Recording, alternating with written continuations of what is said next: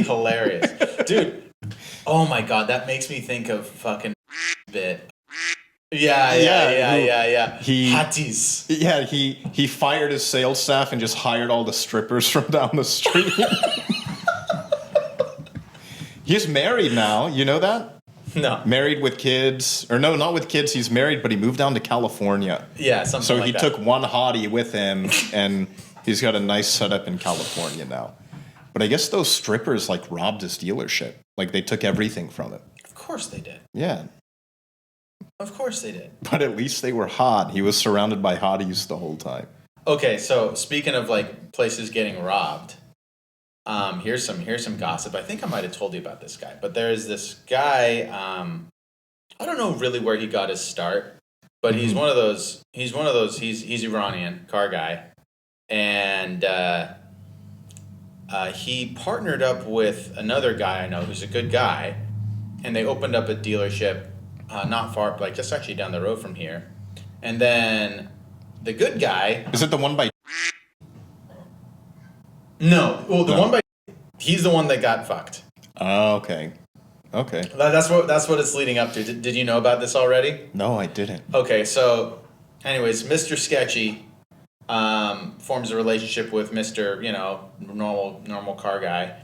They open a car dealership together. And they're both Persian? They're both Persian. Okay. Mr. Relatively Normal, I think he pretty much gets tired of Mr. Sketchy's antics, and they decide to part ways. And then Mr. Sketchy is running this car lot, and he runs it into the ground. And then he starts working for other people, victims more likely. And I remember, so the first time I met him was Mr. Relatively Normal. I was friends with him, and he approached me and was like, hey, we're a new car dealership, so we can't get all the banks and cuddle and whatnot that you have. Can we run a couple deals through you? I was like, yeah, we can do that. And then I was like, let me meet your guy that you're working with. He's like, oh yeah, I want you to meet this guy. He's the one that'll be giving you all these deals and whatnot, and you'll be working together with him. And they stopped by my lot and came into my office, and this guy had the look. His eyes were like nobody was home. You know what I'm saying? It was like Have you heard that fucking who's that German film director? He always plays like villains in like action movies. Oh, god damn it. Anyways, he has like this stupid bit that I always thought was really funny. It's like, if you look at the eyes, if you look at chicken in the eyes, it is incomprehensible how stupid the look is that is coming back to you. It's just so like, it's like, but, oh fuck, what is his name? Anyways, someone that's watching this knows who it is. He famously like ate a boot in the 70s. Oh, yeah. I know who you're talking about, but I don't know his name. God damn it. Herzog Meyer. Is it Meyer? No. Herzog Meyer is the fucking car dude. Werner. It's Werner Herzog. Anyways. Okay. Werner Herzog. But anyways, like that's the way this guy looked. This guy, I would like say something to him, and then he would say something in response to me as if like what I just said to him, I didn't say. You know what I'm saying? It's like, and very quickly, like within a minute, I realized like this guy doesn't give a fuck about anyone. It's like a sociopath. Like full blown hardcore. Like, yeah. Like, and like the most transparent of like, it's just like, for sure, this guy doesn't give a shit about anyone. Nobody.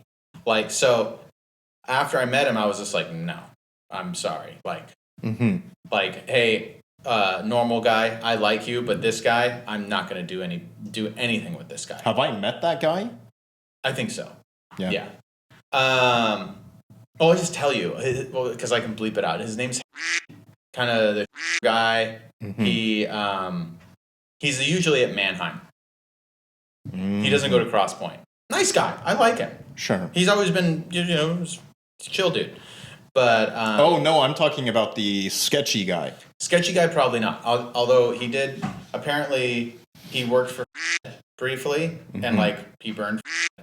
But what ended up happening was he went and worked down for the lot by the DMV, and apparently, like somebody came in and bought a car like $30,000 cash, and he's supposed to put it in the safe, but he didn't.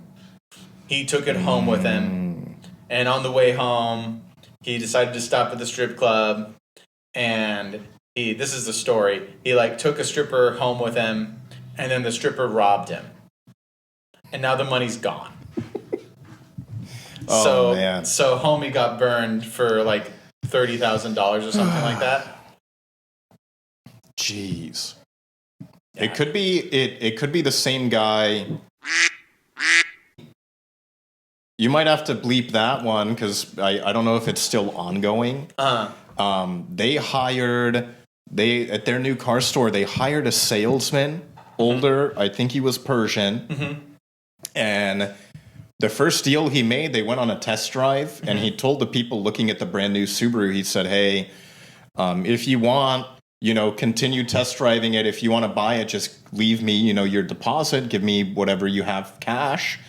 I'll go to the dealership, write up the deal, and then I'll meet you guys at your home and we can finish everything. And this couple gave the guy $10,000, and he just got out of the car and just disappeared. Well, hang on. Didn't Dr.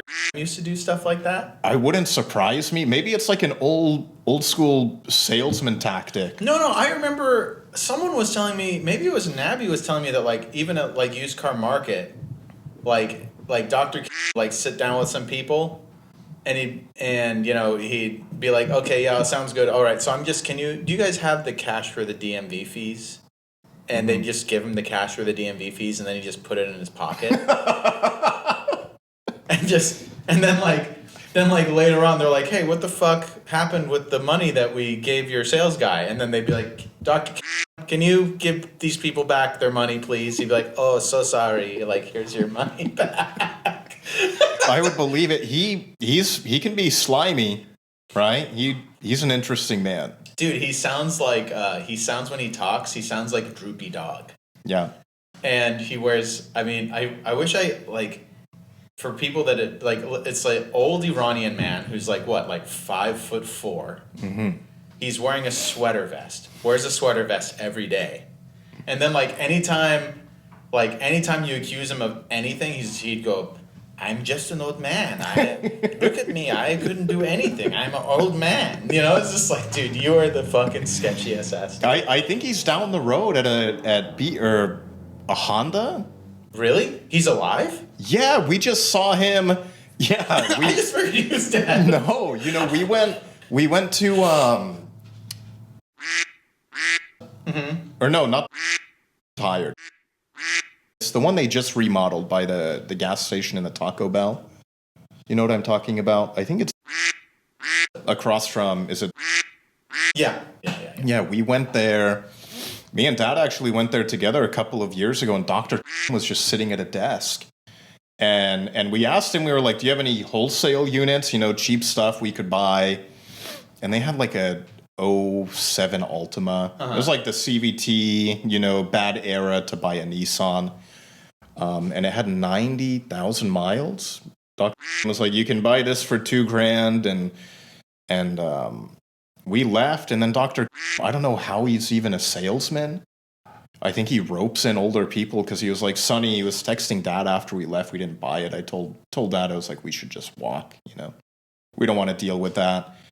And he texted him like 10 minutes later, and he was like, Sonny, there's a couple here right now. They're on the Nissan Altima. Are you sure you don't want it? And Dad and I were driving home, and Dad's like, fuck, we should just turn around and go buy that thing right now. And Dad's getting worked he's getting in by Doc to buy this, shitty Altima. And no, the first thing he started telling us stories about like how he put his dick in a sandwich.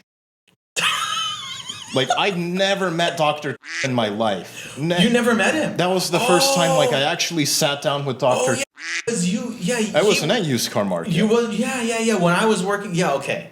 Oh, so, like, tail end of when I was there, before me and Dad, like, had a big argument and I blew out of there. Yeah. I was driving, because, like, lived kind of in my part of town. Mm-hmm. So, like, I was driving him home on a somewhat regular basis, because he didn't drive. He didn't have a driver's license. He wasn't allowed to drive any of the cars. Man. So, but I remember he told me the story, and I might just edit out this whole thing depending on what you think. But and I think maybe I've told you this before, but Dr.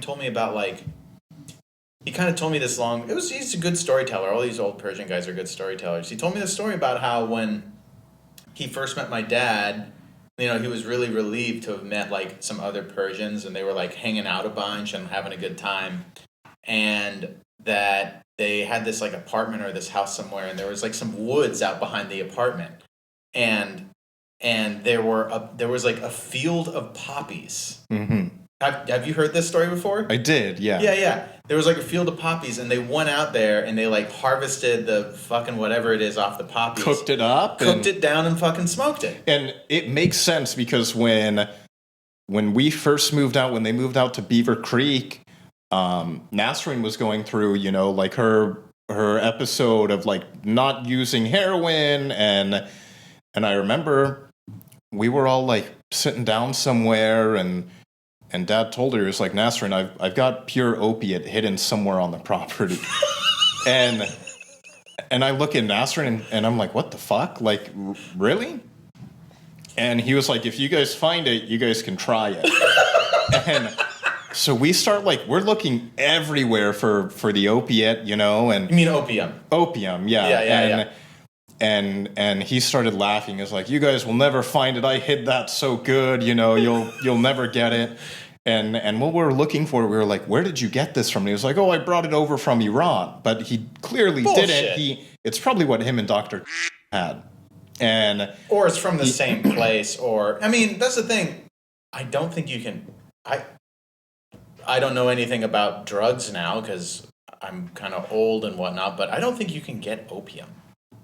Like, at least not off this, you know what I'm saying? Like, I don't think there's like an opium dealer. I think it's more accessible and cheaper being synthetic. Really, I think everything is synthetic now. But I do feel like there's probably like some really nerdy hippies.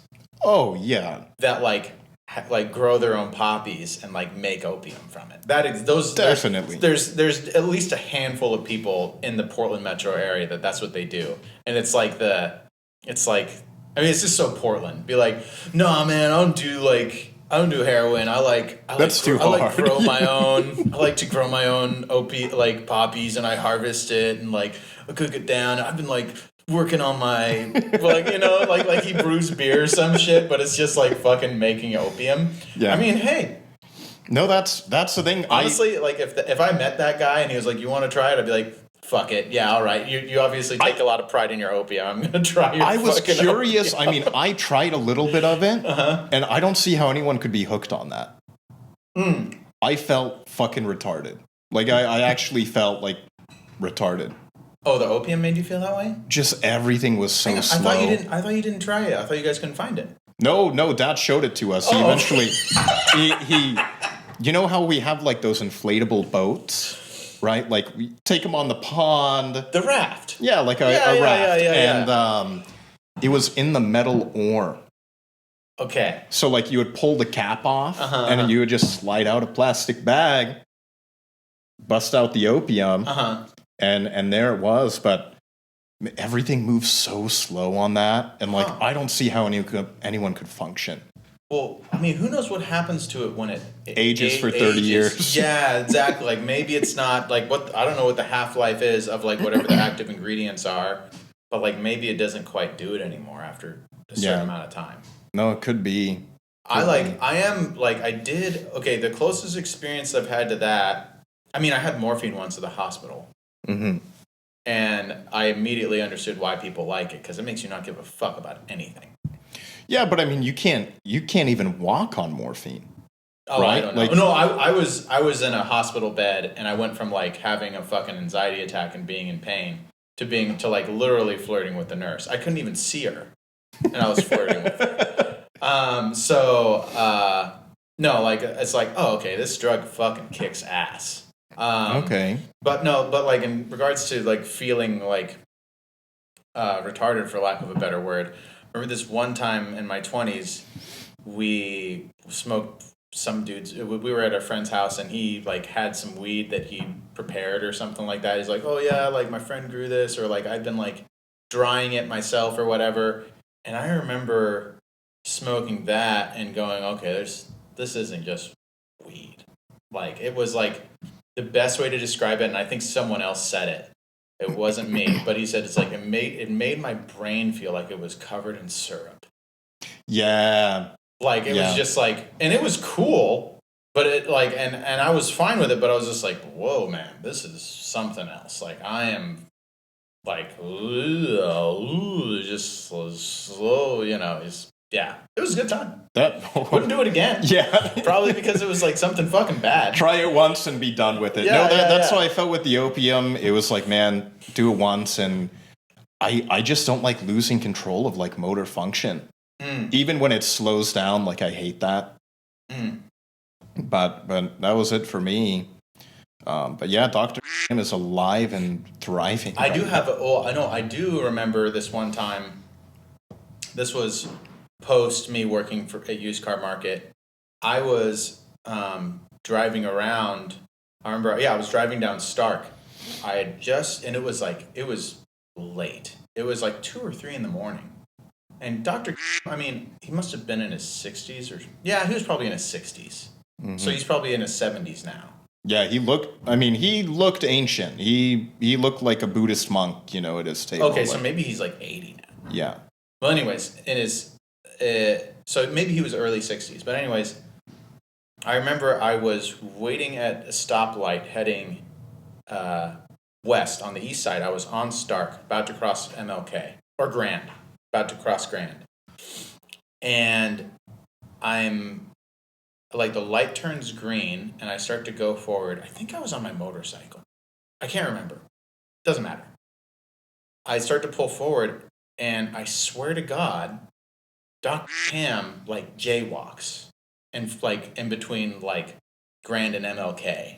And like he doesn't just like casually walk across like or whatnot. He does like this little like old man like hurried like hunched over like I'm probably doing some shit I'm not supposed to be doing like like this, just scampers across the street and I'm like, what the fuck? I think that was Dr. And it was like 3 in the fucking morning. Like what? Okay, he's obviously up to no good. I think he's always been a drug addict though, right? Yeah. He's always been on something. Yeah.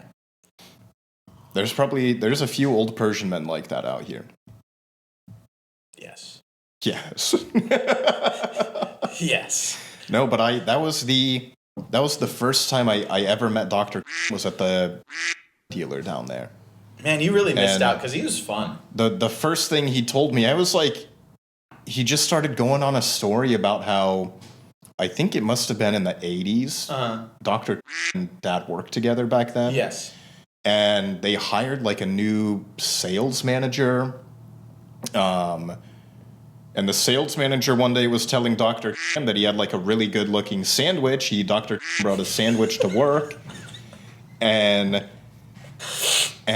Dr. was like, hey, tomorrow I'll bring you one. And I think it was the first day the guy was on the job, and the next day was the second one. Dr. told me, he said he made him a sandwich. And the way he was sitting, it was probably like us. And he put his dick in the sandwich. And the way he went up to the sales manager, he was like, come on, take a bite. And he took a bite of the sandwich and realized Dr. dick was in it. And he just left and never came back to that car store. He just up and left and never showed up again. Hang on. How the fuck? So the guy got up, knelt down. No. Like the sales manager was like sitting down at a desk like us. Okay. And Dr. walked up with the sandwich. Was standing with the sandwich right here and was like, hey, take a bite. Come on, take a bite. And he took a bite and his dick was in it.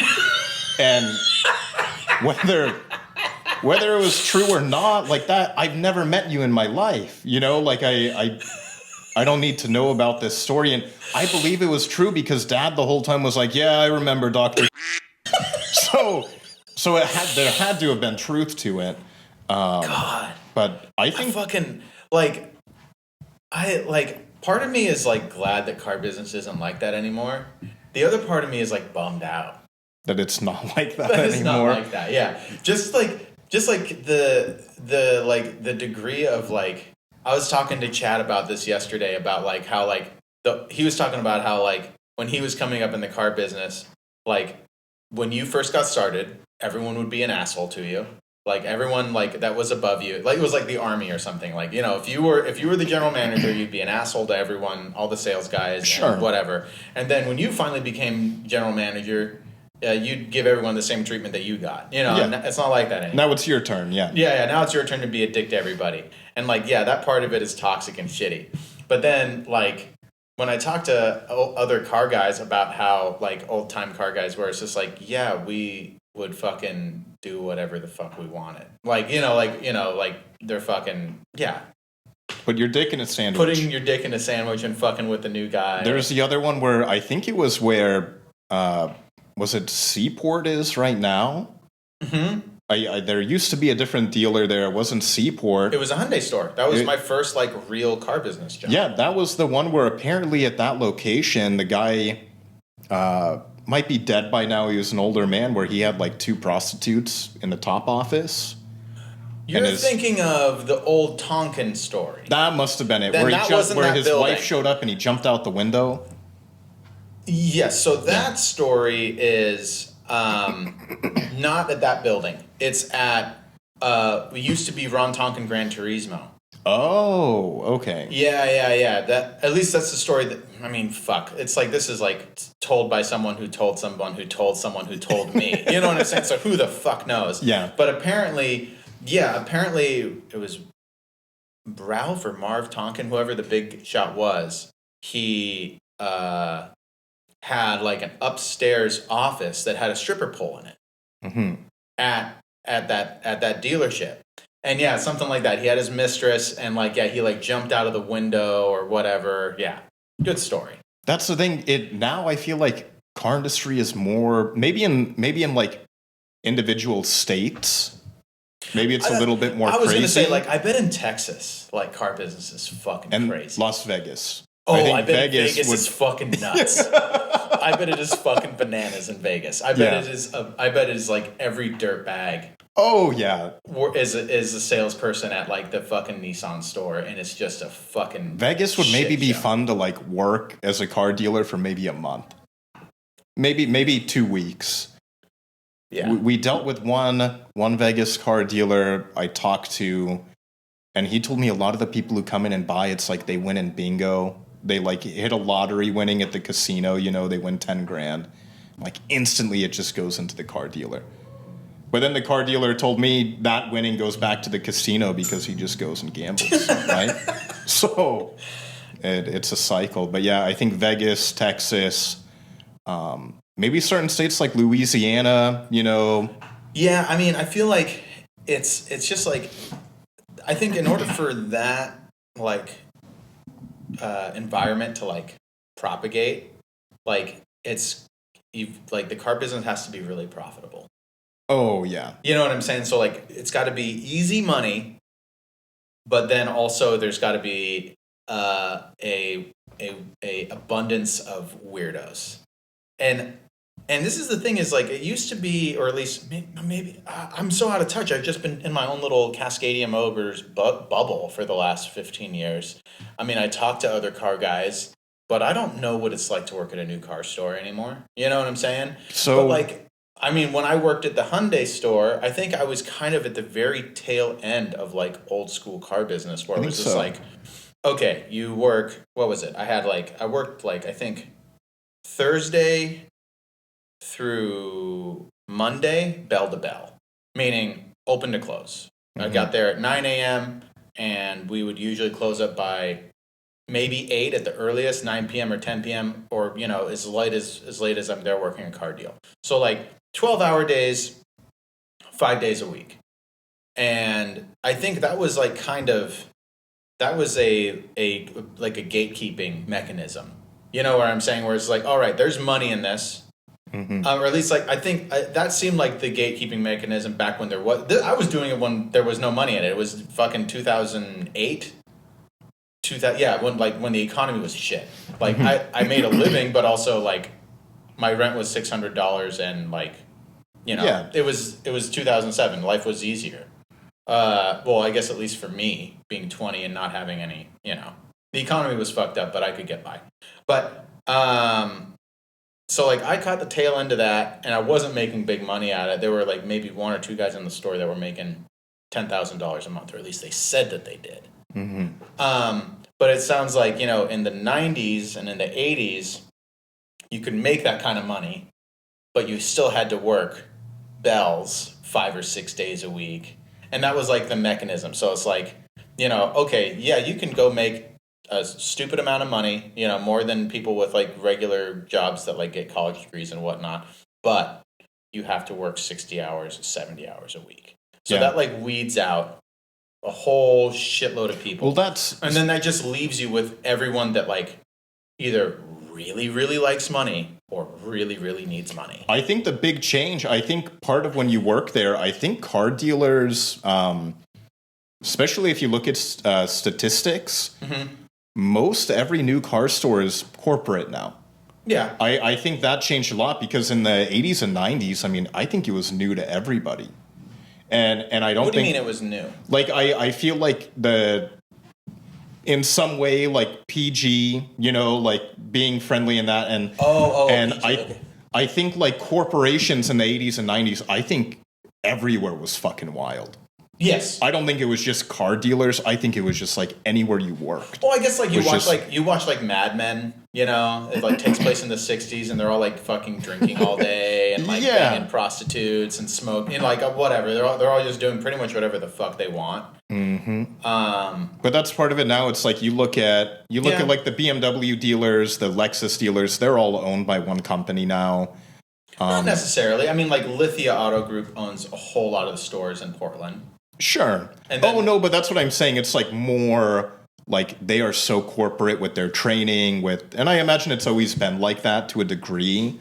But like even the salesmen we know, they're held to like much stricter standard. Well, they've got those, whatchamacallit.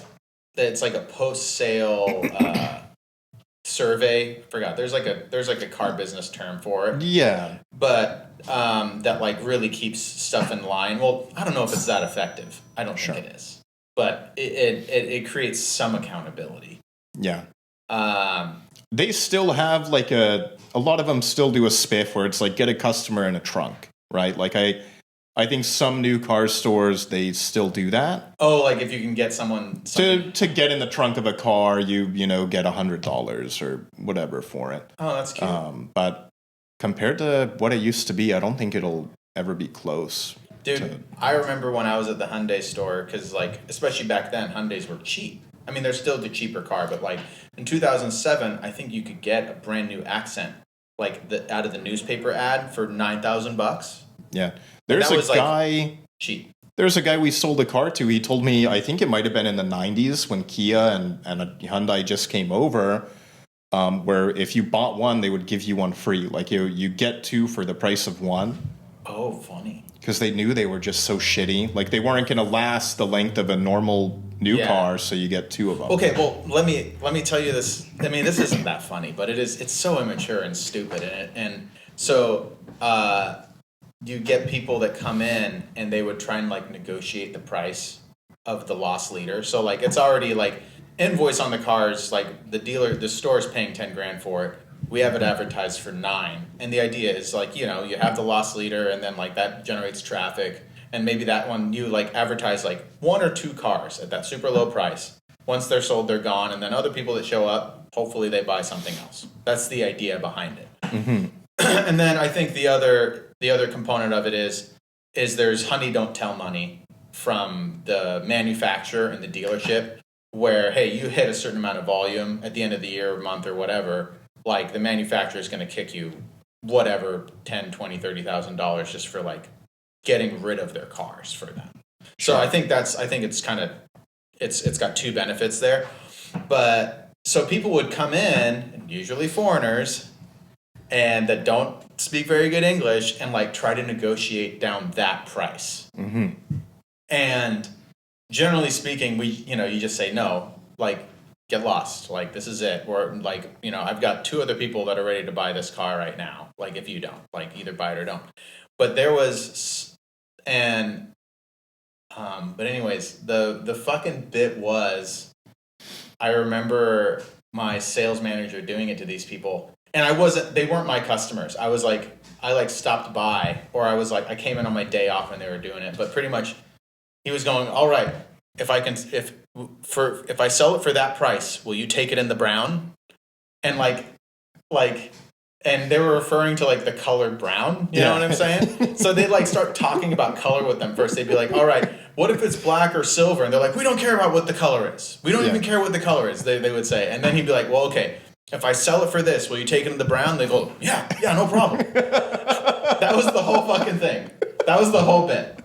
Just because they get so like, and I mean, yeah, hey, whatever you like. It's like if that's fun for you, I mean, they have fun with it. Yeah, exactly. It's just like, yeah, these people are annoying as fuck, and like we're already losing money on this car, and literally like it's like, okay, like we need to sell it, whatever.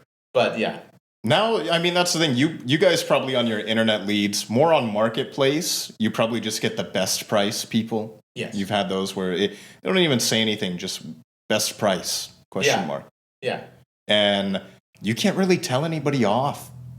Oh, because they're the rating system. Exactly. You'll get bad reviews, bad ratings, and then it hurts you. You know what I do? I just block them. Yeah. Because, like, it's just... Yeah, it's not worth dealing with. It's not worth dealing with. They're, like, whatever response you give them is not going to do you're not going to gain anything from it. They're not even really, like, I don't even think these people actually want to buy a car. I think they're just like, hey, let's just, maybe they would buy something if you were stupid enough to give it away. But, like, they're not actually trying to buy a car. Yeah. They want a killer deal. Yeah. And I think they're actually just flipping cars, honestly. That could be it, too. I mean... They're probably looking for people that are stupid enough to answer that question, which is like, really, not that you're stupid to answer that question, but like you just really don't know any better. Oh yeah. To like ask someone to, as Dad would say, I remember he put this perfectly. It's like, the guy asked me what my best price is, and he goes, oh, so he wants you to drop your pants, but he doesn't want to fuck. And I went, yeah. Yeah, and I was just like, that is the fucking most perfect analogy. Yeah. Like, it's just like, and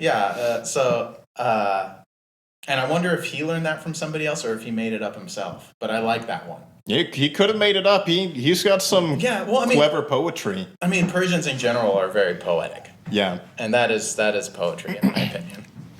No, it is a little too bad, though, because I actually think even with that, a lot of old car dealers are going under just due to the review system. Yeah. But what I have That's seen... what took down Ding Dong across the street. Yeah. What I have seen... He's got maybe 1,500 5-star reviews. They're all... They found out you can just buy fake reviews. Yeah. Right? Yeah, you can also buy negative reviews. Yes, you can. Yeah, if you want to hurt someone's business, you can go flood them with 1,000 negative reviews for what, $50 maybe? Something like that, yeah. But no, I think he probably gets 100 5-star reviews a day because they do take them down, right? But they'll never be able to catch it up. So it's like he sells a lemon and they give him a bad review, but by the end of the day, you can't even see that review anymore. It's gone. That's crazy. So it's just a different kind of shady. Yeah. Yeah, I I'm definitely bleeping out his name. Yeah. Do you know him? I've met him once before, and I remember, I met him at Cross Point, and I was, like, kind of standing out in front, outside, like, where the cars are queuing up and just, like, shooting shit with whoever. And he came over, and he was kind of, like, low-key trying to bully one of the guys that I was talking to. Like, not straight up, but just, like, kind of being a sarcastic asshole, but like... In what way? Was he being like a dick measuring contest over like money, or was it like just being mean to the guy? Where like, when someone is being sarcastic and you can't tell if you're in on the joke or not. Okay. You know what I'm saying? It's like, hey, like it was almost like a, hey, you can't tell if I'm like trying to be a dick to you or if I'm just being silly. Like you can't tell. And he was doing that to like these other guys that I was with, and I was like, who the fuck is this guy? I never met it. And then I started giving him a hard time because he was wearing all black. Mm-hmm. And it was like around Halloween. I was like, buddy, what the fuck is up with your outfit? Are you dressing up as an Iranian guy for Halloween? And that shut him the fuck up. And then he left. And then like later on, like someone was like, oh, like, do you know who that was? And I was just like, no, I don't know who the fuck that was. And they're like, oh, that guy, he's. I'm like, oh, okay, like I don't give a fuck, like whatever, you know. So like that's literally my impression of him. And then I have another car dealer friend, and like he's like, oh yeah, I'm friends with him, and like he showed me like his Instagram, like he's kind of a big shot, and like apparently like his Instagram is like pictures of like him and like fancy cars, and like there's like shots of him where he's like on the phone. So it's like, oh, he's a fucking big shot. Like, it's like, yeah, I got pictures of me on my Instagram while I'm talking with on the floor phone. Lamborghini. Yeah, with like, I'm on the phone in front of my, whatever, Nissan GTR, like, no big deal. Like, it's like, okay, you're a fucking douche. He must be like in his 30s then. He's younger than us. Oh, he is? Well, maybe he's your age, but I know I'm pretty sure he's younger than me. And he's got that big ass lot rented, and it's packed full of cars. I mean, I don't know. I think there's something shady going on with that guy. Yeah. There's a few of these Middle Eastern car dealers where I don't know. They don't add up. I don't know if he's Middle East. Maybe he is. He's got Really? the schnoz. He's got the nose of a Middle Eastern guy. I thought he was Persian. No, I don't think he's Persian. Oh. At least I didn't pick up any Persian off of him at all. And like I feel like my radar is pretty fucking good. It is, yeah. I just know, like, one of the dealers I talked to pointed out to me, was like, hey, if you drive past there, like, don't look at their front row, like, look at the cars behind it. And, like, they all have auction stickers on them. Like, there's no recon that goes into anything. I've contemplated that business model before. I think there's something to be, I think there's a there. There's something there. Where, like, you just buy stuff, you don't do anything to it. You put it up for sale and say, hey, I just bought it. I'm going to sell it to you for $500 over my cost. Do you want it or not? And I think there's a certain amount of people who are going to be like, oh, wow, like I'm getting such a good deal. And they don't realize like what they're buying. So like, and that's going to work well for 7 out of 10 cars. And then for 3 out of 10, the customer's just going to buy a total piece of shit. His margins are too high. Like but he buys everything. Well, that's the thing. I see him pay like crazy money for cars through CarMax, which by the way, I like previewed CarMax last night just to see if there was something worth, even though I didn't go and actually check out the cars in person yesterday, I just thought, I'll at least look online if there's something that I like. They have jack shit. That's with CarMax. I don't buy anything from there because of him. Oh, because he just buys all the cheap stuff. No, he overpays he pays retail for cars at CarMax, like retail what we would sell them for. Yes. Even with it doesn't make sense. That's why, to me, something weird's going on, because I used to watch him and he'd buy 15 to 20 cars a week from CarMax. And that's the only auction I never see him buy at Mannheim. I don't know if... It could be a good board. He could be selling financing. Could be. Yeah, Possibly. Could be. I don't know. I do think, because even another one, like, same thing, bleep them out. I think they're shady. Like, the owners are always in Lebanon, never here. They called us to go preview some cheap cars that they had, and they wanted like $5,000 for each one of them. Like that, I don't think there's anything shady going on there. I think he's got a totally different business model from what most car guys do, which is that they'll sit on stuff forever. Yeah. And I think they do low volume, huge gross. Oh, they do, yeah. But then at the same time, I have to argue with myself, because then I'll see what they pay for cars. And it doesn't make sense. I'm just like, okay, hang on. Like, even if you advertise that car for way too much money, like, you're not making very much. What are you doing? We sold him a Toyota 4Runner. I think we sold it to him for 13 or 14 grand. They put a lift kit on it. They put a roof basket on it. They probably spent another 1,000 on like wheels and tires. And they had it listed for 21 grand. And we went there, talked to, I think, who's the sales manager. And then we went back like a year later. They still had it. Yeah. And I mean, they're in that car. Their margin was maybe 5 grand profit, which is good if it sells. That is good if it sells, but not if it takes a year. Exactly. And that's why it was weird. Anytime we would go in there, we would say, oh, is the owner here? We'll stop by, say hi. Never there. The owners come by maybe once a month out of a year. I don't know how some of these places function. And like, that's the thing. Like, I feel like that's the story with more than that. With like, It's one of them. Fucking exactly. Like, I don't know how the fuck that place functions. I got curious one day. When they used to advertise on Car Gurus, they don't anymore. Or at least I don't think they do anymore. But they used to. And I went on, like, you can click a thing where you can view all of a car dealership's inventory on Car Gurus, just so I can just view everything at one dealer. I went and looked at their stuff, and then I organized it by age. And they had, like, no exaggeration, 100 cars that were getting close to, like, that were either, like, 180 days or older. Wow. Like, and then they had stuff that was years old at like the very end of the list. So it's just like, what is going on? You know what I'm saying? Like, what the fuck? Like, it doesn't make any fucking sense. Like, how many times, it's like, okay, you've got a $10,000 car. You've had it for 2 years. Like, let's just say you sold it for half that. In 2 years, how many times could you turn $5,000 versus just sitting on what, you know what I'm saying? Like, it just... You'd be net profit if you took a 50% hit on that thing. Yeah. I mean, and I should fucking talk. I've got some old age units myself. I'm just saying, like, to have fucking half your inventory be more than half a year old, like, how does the place not implode on itself? Or I guess, like, it's like, okay, you have so much cash that it doesn't fucking matter. But if you have that much cash, what the fuck are you doing?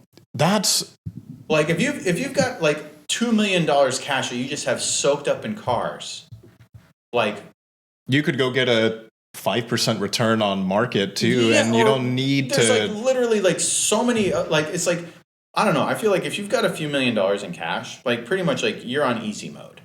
Like, to do like, it's like, oh, you could go buy a fucking business. You could go buy a laundromat. You could fucking do this. You can, like, literally, you could go buy a handful of rental properties. You could do all these different things that, like, will just straight up cash flow, like, that are, like, pretty fucking foolproof. But instead, you've got them soaked up in cars. That's the thing, and I'll never understand that. We know who rents them that property. Yes. And even they know that something is not normal, right? Yeah. And I've been told by them that most of the dealers are in something. Huh.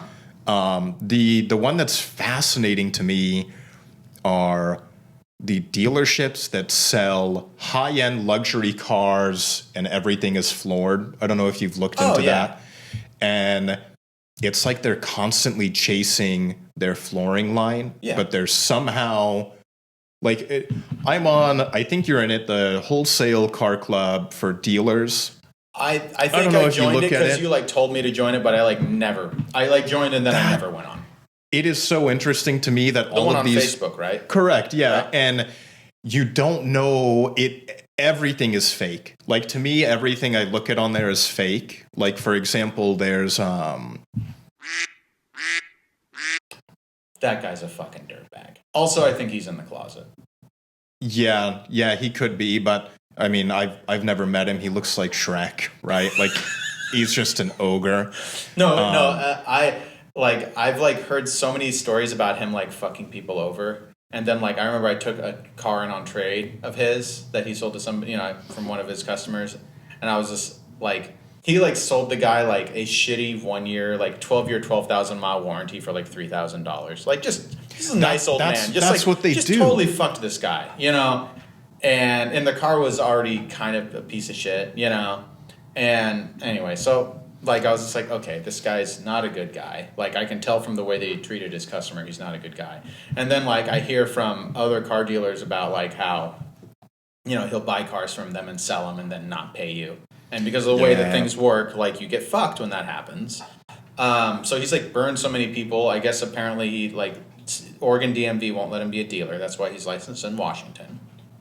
No, listen. So what happened is, first of all, he's so prominent on that page where he's like everyone loves him. They think he's like, you know, the bee's knees, famous car dealer.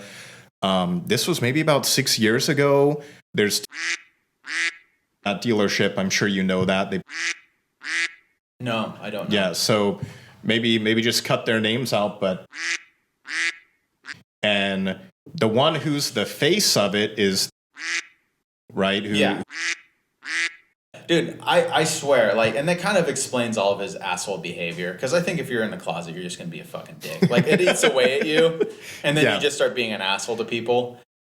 Because like it clicked for me one day. I heard him talking on the phone outside of auction. I was like, God, this guy sounds gay as fuck. Mm-hmm. And then like I kind of looked at the way that he kind of walks and stuff and like holds himself. I mean, maybe he's straight, whatever. It doesn't even fucking matter. But but there is something to be said about like being in the closet and being an asshole. I think there is there's something going on psychologically. But anyways, continue. Sorry. No, you're good. He woke up one day and all of his inventory was at auction. Because the actual like financer behind his dealership wasn't getting paid. And he said, if you're not going to pay me and I've been fighting you for, you know, months over this, he woke up and everything was gone. Yeah, that's what happens. Right. And he eventually went back and struck a deal and he paid him or whatever. All the cars showed back up. But the interesting thing is there was a car dealer I spoke to in Prineville. Oregon, and his name was okay, and was his mentor. He was the guy who was like, "This is how I run my company." Because online, he looks like he's a big shot. So he has all of these people like licking his balls, right, all the time, ego boosting him. And he went and he helped out, and he showed him the ropes on how he does business. And was arrested by the FBI. Yeah. Within a year of his car dealership being there, the FBI has a case on him. Millions of dollars stolen. He consigned vehicles from people in Prineville. Sold them, never paid them. Yeah, that's always did the same thing with dealers. Bought a car from them, never paid them. You know, they shipped it out of state. And it's like everything was just like doing it to look good, you know, like not actually doing it to turn a profit, just not actually doing it to sell a good car, just doing it to be like, here I am in a lifted F-250 Platinum. Look at all the cool cars at my car dealership. Okay, so I can think of another example of that you just made me think of. There was this store in Goose Hollow, close to the BMW store. I want to say like a block or two away from it. I think I was in the area getting something done on a BMW, and rather than wait in the showroom, I saw it was called. Oh, I'm familiar with them. Yeah. Okay, so I was like, oh, close by, and like they always have cool shit. This was like when I first got started. I want to say I'd been in it for maybe 2-3 years. So I was like, I'm just gonna walk down here and like look in their showroom because like their building is badass. They've like the whole place is filled with Porsches and like sick cars. It's 2 stories of cars. Yeah. And like the building is gorgeous. Like all these old growth beams that are like fucking just like this big around, like holding up the ceiling and like polished concrete floor. Just the place is just gorgeous. No, it's like a museum. Yeah, really. It's just like I was really, really influenced. The way that I finished this place downstairs is mostly based off of that. I like created like the cheap version. It's kind of like the Sure. faux, you know. No, it looks version of good. that. It looks really okay. good. If you start like looking deeper into the details, you go like, oh, okay, yeah, I see what you did here. But anyways, I remember, you know, the dealer details newsletter that DMV sends out every Yes. 3 months, where Yeah. it says like, hey, these are the updates to the laws. All and of then, these people were fined for this and yeah, for that. yeah. So, I saw, and then I always go and look through the fines and say, okay, who's on the naughty list? I saw in there that they didn't pay a bunch of consigners. So it was like a handful. It was like 4 or 5 people. They sold their cars and didn't pay them. Wow. And then I go and I'm like, what's going on with them? And then I like Google them and they're closed. I'm like, oh, okay. So like it's just like, yeah, it just proves your point. Like it's like people are, and like you go in there and it's just like, oh, there's a Porsche RS GT3 there, or GT3 RS. There's a fucking another $250,000 car, and then the whole place is filled with $100,000 cars. Like they're fucking nothing. So yeah, I mean, like it just goes to show you, like, oh, okay, so that place can fold up, can get in such big trouble that like they literally can't pay people that consign them, or they don't. I don't know if it's a can't or don't want to. Well, but either way, like what the fuck? That's almost what I wonder is like, is it just, are these people flooring everything and maybe selling them to turn a profit and just like putting cash away to just make a robbery and run? I mean, right? Because like what you said with, I imagine maybe 90% of everything was floored. Probably. Maybe 2% was what they had invested, and then maybe 8% were consignment cars. Yeah. And when those consignment vehicles leave, I mean, your bond and your insurance is what really covers you if you don't pay out the consignment. The bond, yeah. So who's to say they don't just sell 8 cars and make $100,000 on each one and run away? Well, I know what's his name got burned that way. I remember I was hanging out at Uncle Chris's house, and he was telling his sob story about how he got burned. He was flooring for an RV dealership, and pretty much like the RV dealer, like he didn't know, but the RV dealership was struggling, and what ended up happening is like they sold like 10 RVs, put the cash in their pocket, never paid him for it. And I guess for anyone that's not in the car business, I think it's worth explaining that Oregon has this innocent third party law. Yeah. So pretty much, if I buy a car from you, and then I sell it to somebody else, and then I never pay you, you're fucked. Yeah. The person I sold it to gets the car, and it's your problem to chase after me to get paid. And that's the thing. It's a civil matter, right? Yeah, it's a civil matter. I'd imagine at a certain, I don't know what the threshold is. Like, when does it go from a civil matter to like you're a criminal? I don't think it ever does unless you deal with the wrong person. Really, I think if you fucked me over and I had a family member who was in government, I think that's the only way these people actually get like caught. Yeah, like I don't know. even like so. Who's in Prineville? The only reason he got fucked over was because Prineville is a very big government. A lot of people go to retire in Prineville. Oh. And he fucked with the wrong guy who worked with, a 3-letter agency, and now he's fucked. But I think is the word nepotism, where it's like no, that wouldn't be it. But nepotism is like when you know somebody. When you're born into it and like it's a privilege to it. No, I think it's like, as long as you don't fuck with anybody in the government or anybody with connections, you can screw over whoever you want. Yeah. Well, no, I think at a certain point you cross the line of embezzlement, but I think that embezzlement's different. Embezzlement's like as if someone was working for me and I was giving them cash to deposit and they were just putting it in their pocket. That's embezzlement. Yeah. That's against the law. You can go to jail for embezzlement. But that's the thing. It should be against the law to consign a vehicle and never pay them. Yeah. And that's the weird thing to me is like, after seeing one dealer go down with that, and then seeing that guy was mentored by one of the big luxury dealers who apparently sells vehicles all over the country. Fascinating to me, because I always try and wonder, like, how does their business model work? And I don't think I'll ever figure that out.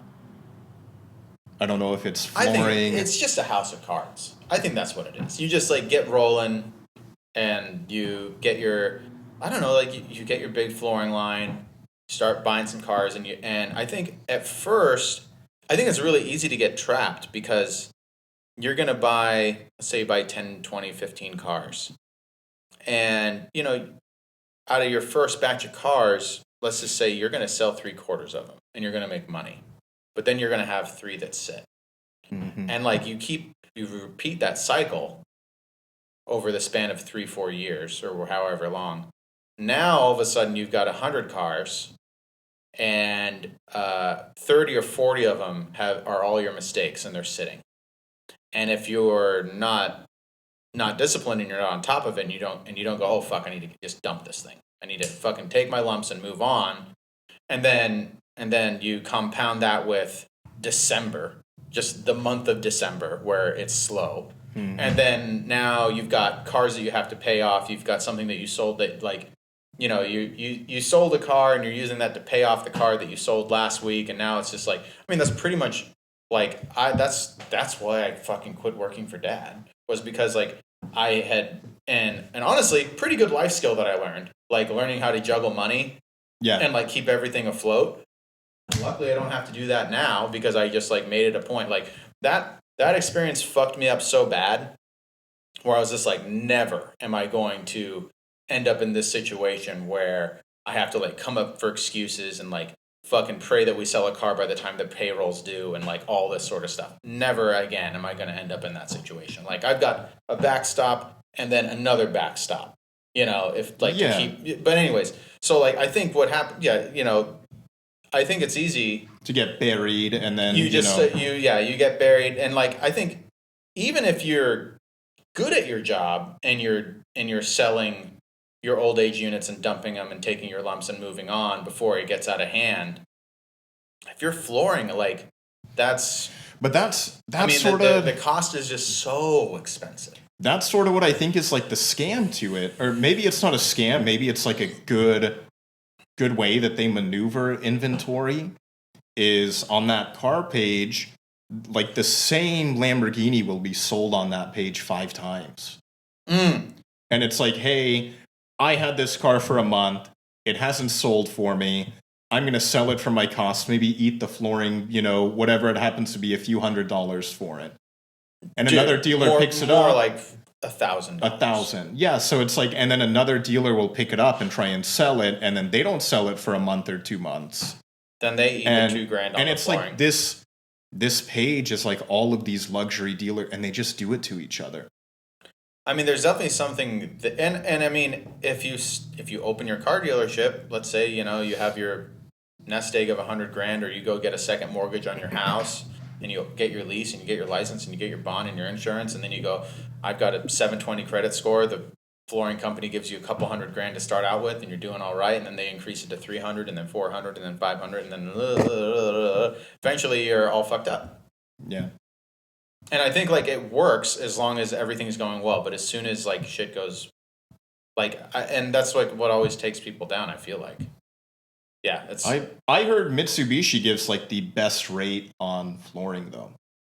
Oh, like the factory does? If you own a Mitsubishi dealer, apparently their flooring rate is the best that you can get anywhere.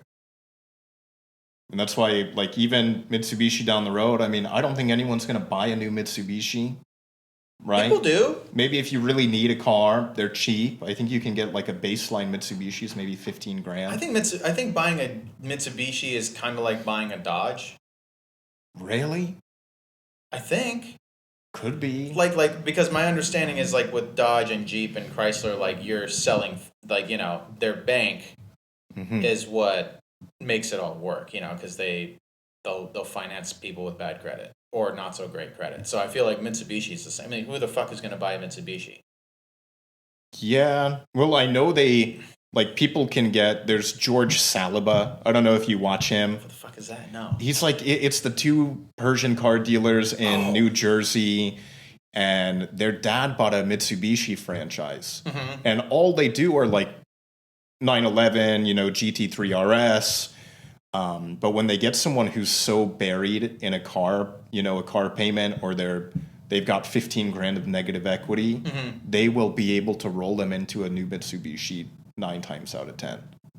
From all the rebates and how the cars are so far under book than what they should be selling for, they're able to sell a lot of people into new Mitsubishis with that. But I do know, like, even the Mitsubishi lot down the store, that's like all the money, all the stuff they get, it's mostly floored into higher dollar inventory. Yeah, I don't know. I have Interesting no to idea. think about, but I mean, ever since they don't have the Evo and they don't have the Eclipse, yeah, the Eclipse is a crossover the Montero's now, gone. which they shouldn't have got rid of. Those Pretty are much like those are all their sweet. like legacy cars that were cool that people actually wanted have evaporated, and probably because they weren't selling. I'd imagine if they were selling, they'd still be making them. But Subaru beat them. I do you think think Subaru ate their lunch? I think so, and I don't think it was just about like the Montero or the Eclipse. I think Subaru made like a better all-wheel drive product. Well, this is the thing.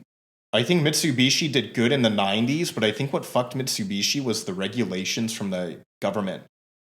A lot of the cool cars, they never came to the States.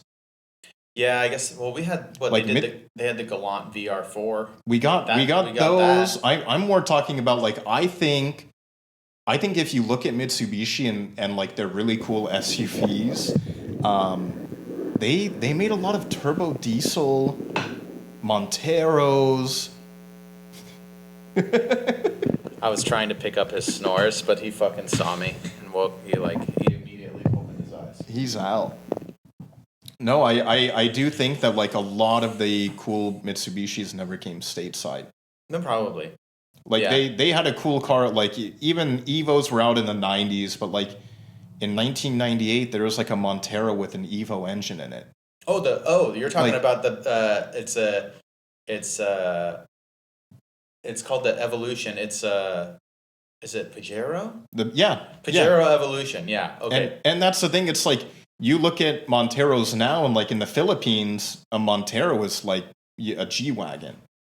Well, like they still make them, but in America, those things are slept on over here. They are, and I don't think you can even buy a Montero in America. No. They had Monteros here in the 90s. Oh, I'm talking about like 2025 Montero. Oh, no. Like, and they actually made a really good product, but for whatever reason, Americans just don't want them. Well, okay, total conjecture. Like, I'm totally just talking out of my ass here. But isn't Subaru owned by Fuji Heavy Industries, which also owns Mitsubishi? Or at least they're like somewhat tied into each other? I think they're a little bit tied into each other, but I think Mitsubishi is... I think Mitsubishi owns just about all manufacturing in Japan. Well, that's the other thing. Is it's like I remember like in high school, my friend had a Mitsubishi TV. Yeah, so and it was a really fucking nice TV. They did TVs. They do air conditioning. Yeah. You can still buy a Mitsubishi like heat pump thing. I see those outside people's houses. They own Recaro, who also makes all the seats for airplanes, trains. So I think their influence, they make more money with all the other stuff compared to bringing cars to America. Yeah, I mean, building cars and making money off of cars is actually really fucking hard. Yeah, because even, I think they own, like, I mean, I imagine maybe it's changed now, but, like, even seatbelts in every car is Mitsubishi. Well, I thought a lot of the seatbelts were made by whatchamacallit, God damn it, what is that? What is that company? Britax? I don't know. I know Mitsubishi is, like, huge in safety. And what was the one that did the giant airbag recall?